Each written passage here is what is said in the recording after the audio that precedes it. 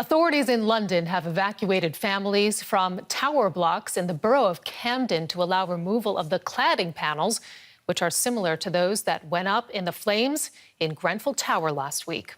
Now, Camden Council first removed panels for testing yesterday and today began moving residents into temporary accommodation to ensure their safety.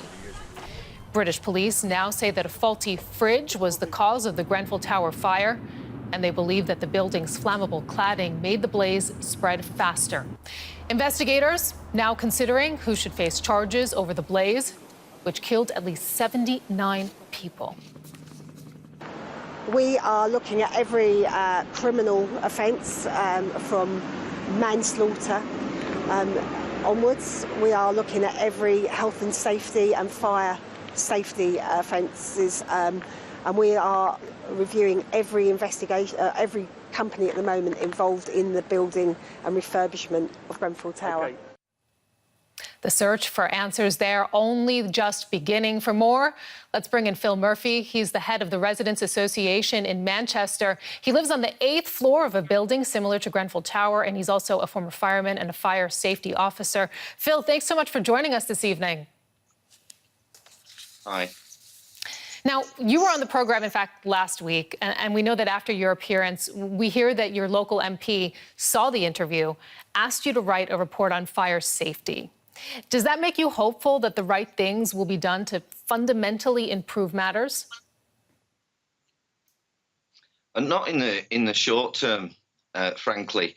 We're seeing extraordinary scenes in London at the moment. The latest update suggests that 800 families are being located. We're talking about 3,000 to 4,000 people in one section of London.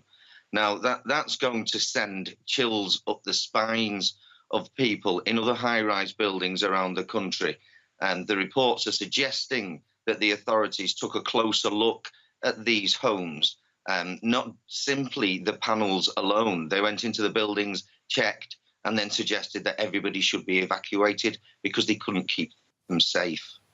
But is evacuating people at least a step in the right direction, acknowledging that there is a problem? And how does it make people feel, for example, who are living in your tower block? Precisely. It doesn't demonstrate a calm, measured approach, really. In the report that you mentioned that I issued to senior authorities in Manchester, I alluded there to the possibility of deploying walking watchers, trained wardens that patrol premises and keep the exits free and make sure that nothing, there's no sources of ignition anywhere.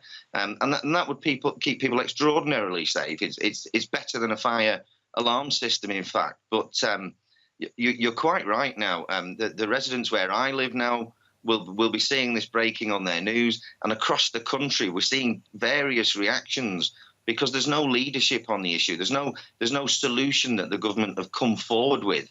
And every area is making its own decisions. Here in Manchester, they've chosen to use the solution I suggested, and they've put people in every high-rise block walking up and down in some parts of Manchester, where in other parts of Manchester they simply have not done that.